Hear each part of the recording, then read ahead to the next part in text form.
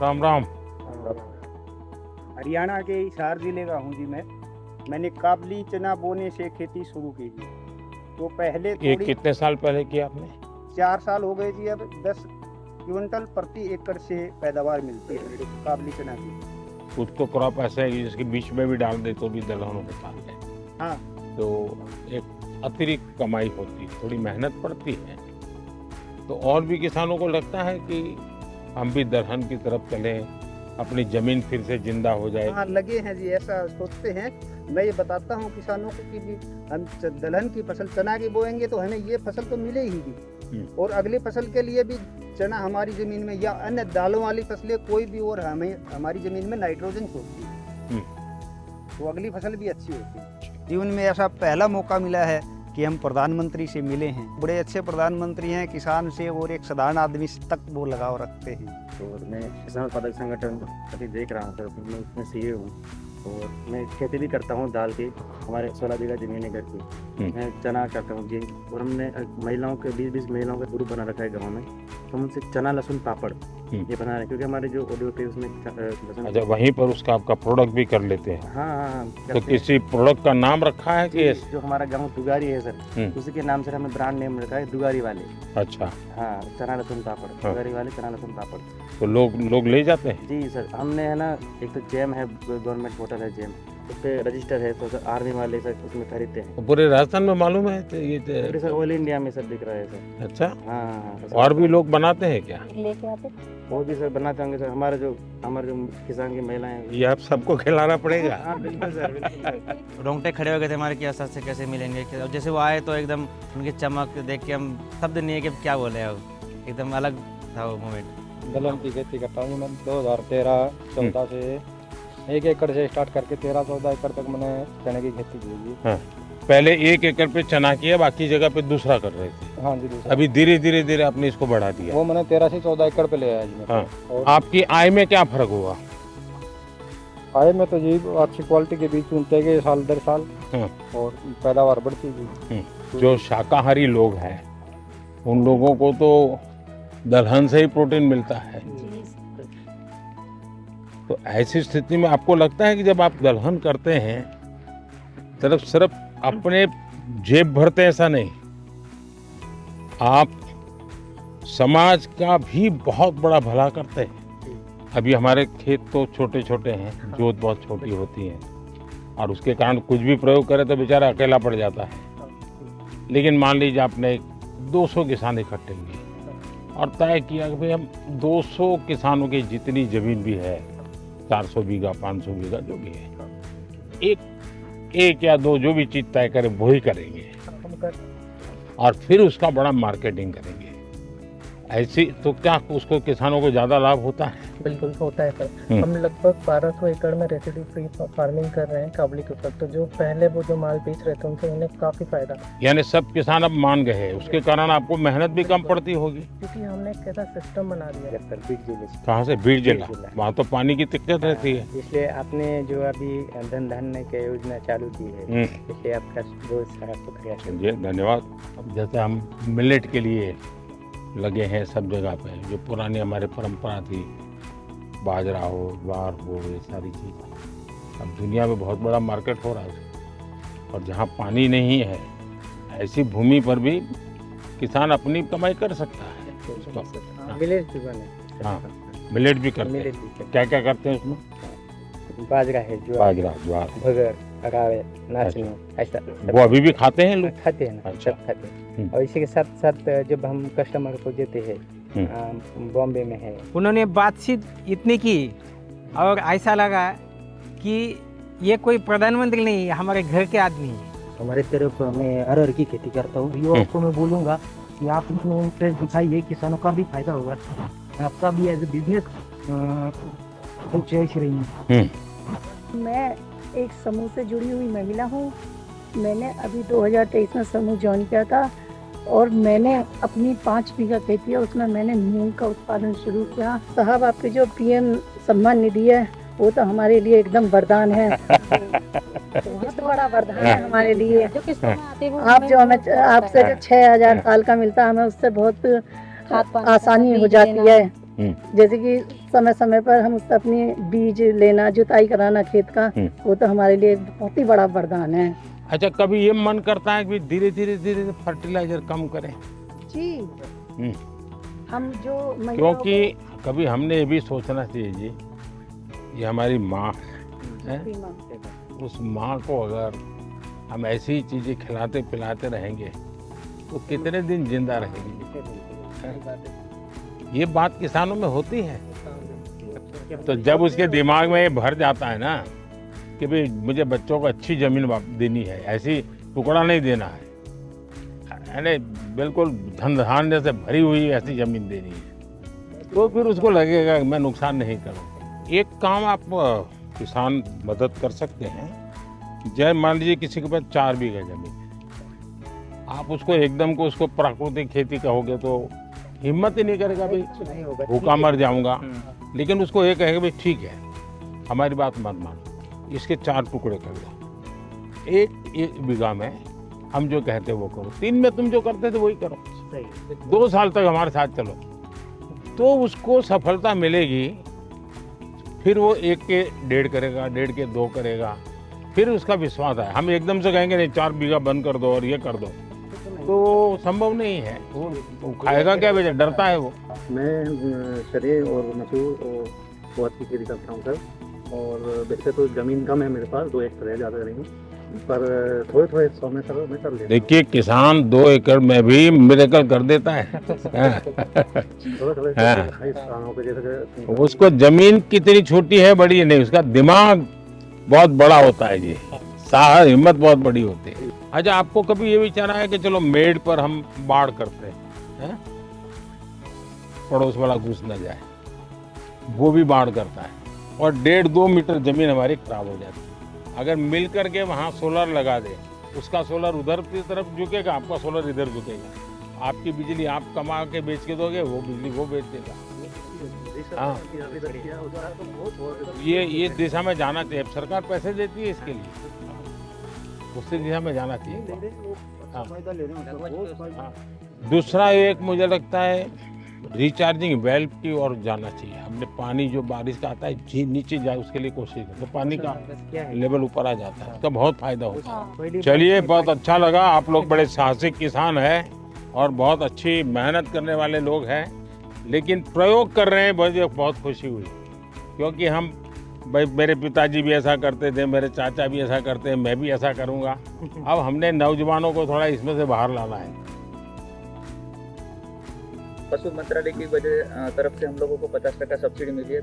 मेरे पास कुछ गाय थी, अभी 250 के ऊपर गिर गाय है मेरी। स्टार्टिंग में 2010 में होटल में रूम बॉय था, अभी मेरे पास करोड़ों की गौशाला का मालिक हूँ। भारत सरकार ने बहुत बढ़िया सपोर्ट दिया है। तो ये रूम बॉय में से यहाँ कैसे पहुँच गए भाई? सरकार की उपलब्धि है सर। आपकी इतनी गाय है तो क्या खुद ही रखते हैं कि गाय लोगों को भी देते हैं? अभी मैंने जो आदिवासी महिला है जो ऑर्गेनिक खेती करती है और गरीब है, उसको मैंने 63 गाय गिफ्ट की है, बछड़ियाँ मेरी तरफ से। हाँ, देखिए मैं काशी का सांसद हूँ, तो मैं एक प्रयोग करता हूँ।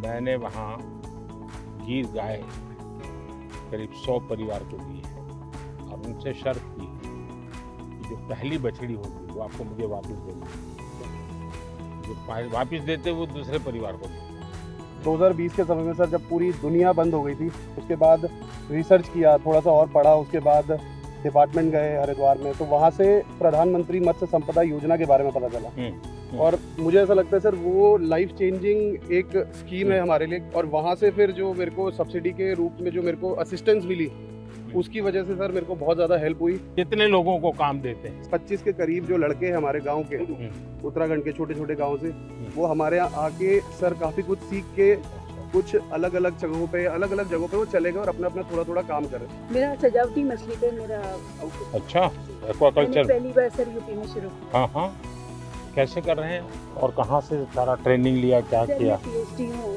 मेरा सब्जेक्ट यही रहा है। तो मैंने सोचा कि मैं बजाय जॉब सीकर के जॉब प्रोवाइडर बनूं, तो फिर मैंने जो है वहाँ पे स्टार्ट किया।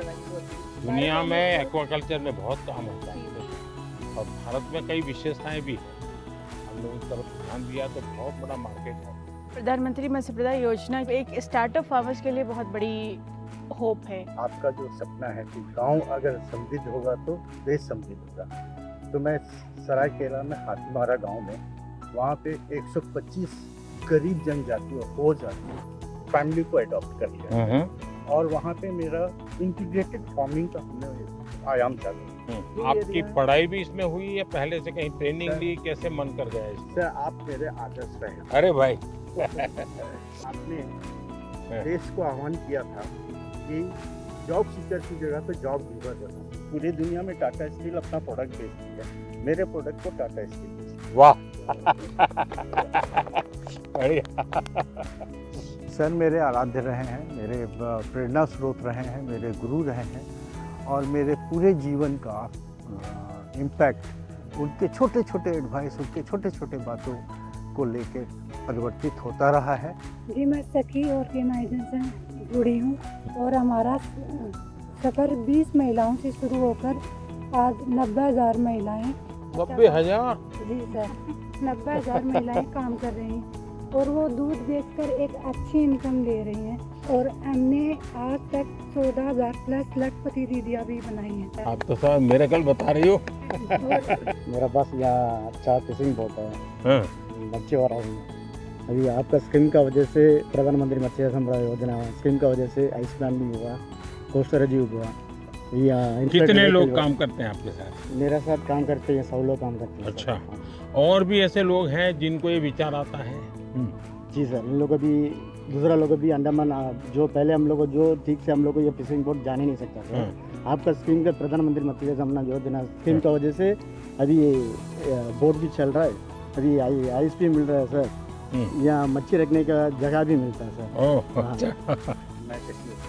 मैंने एक प्रोग्राम के जरिए आपकी स्कीम के बारे में सुना थी MMFI, तो वहाँ पे जाके मैं उससे मजबूर हुआ तो मैंने ये कल्चर स्टार्ट किया। 3 वैसे थे, मेरे अभी 14 एम्प्लॉयज़ है, 14 एम्प्लॉयज़ है और 15 लाख का मेरा मुनाफा हो रहा है साल भर का। बहुत अच्छा मार्केट मिल रहा है और इसके साथ औरों को भी फायदा मिल रहा है। अब तो ये ट्रेन से भी आपका गुड़ जा रहा है तो बहुत जल्दी से आपकी चीज़ें पहुँचेगी। बहुत ज़्यादा डेवलपमेंट हो रही है, वो तो आपकी वजह से हो रही है और मुझे नहीं लग रहा कि ये सब चीज़ें किसी और प्राइम मिनिस्टर की वजह से नहीं, जम्मू कश्मीर के नौजवानों में बहुत ताकत है भाई। कश्मीर में आपके दौरान, आपकी हुकूमत के दौरान, गवर्नमेंट के दौरान हुई है। मैं नहीं चाह रहा हूँ कि और वजह से भी हो सकती है। उनसे मिलके मतलब जो थेरेपी हमें पूरी गार्डनिंग करके, पूरी एक्वाकल्चर फार्मिंग करके नहीं मिल रही है, वो आज उनसे मिलके चलते चलते बात हो गई तो अच्छा लग रहा है कि एक नेचुरल थेरेपी सी मिल गई। Namaskaram. Namaskar. So I actually came from US in 2014. And you left USA? Yeah, I left USA. I wanted to employ my own people.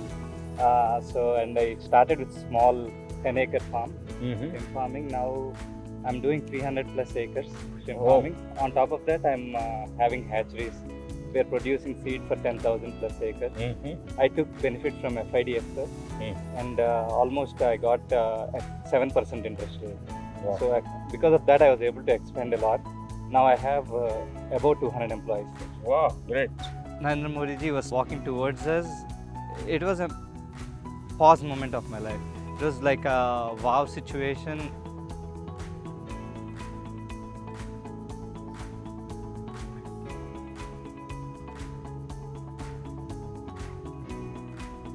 नमस्ते भाई।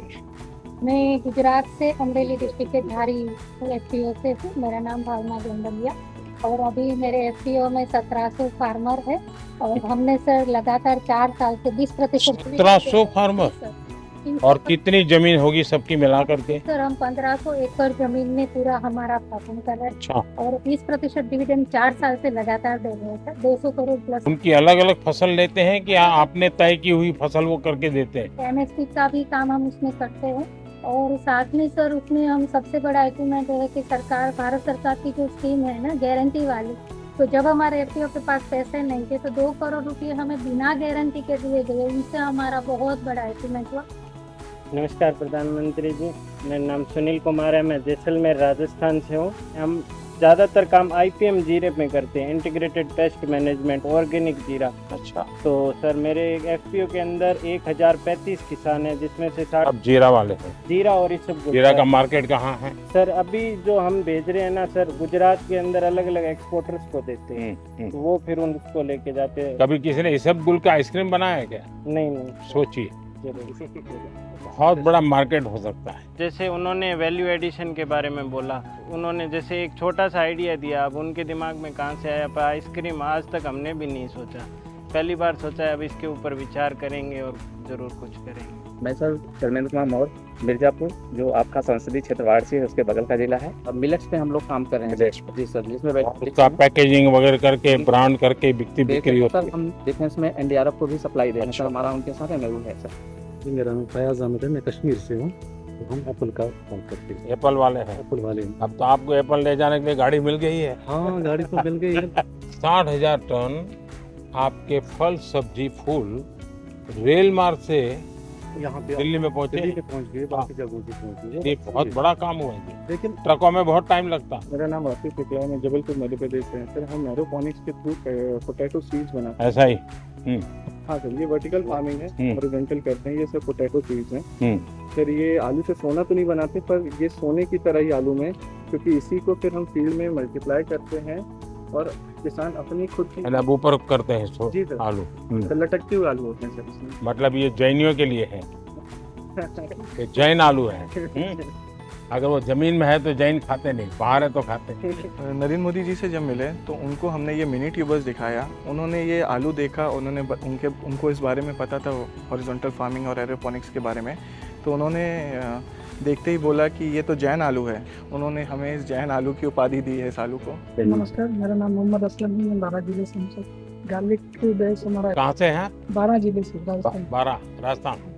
हाँ सर, गार्लिक का जो हमारा हब है, गार्लिक में हम उसका वैल्यू एडिशन कर रहे हैं, पाउडर पेस्ट, और ये अभी एक्सपोर्ट का भी हम लाइसेंस का अप्लाई कर रहे हैं। मुझे एक नौजवान मिला, बोले हम बेसन और लहसुन का पापड़ बनाते हैं। सर मेरा आपको बताते हुए मैं मन की बात में आपसे सम्मानित भी हूँ। वाह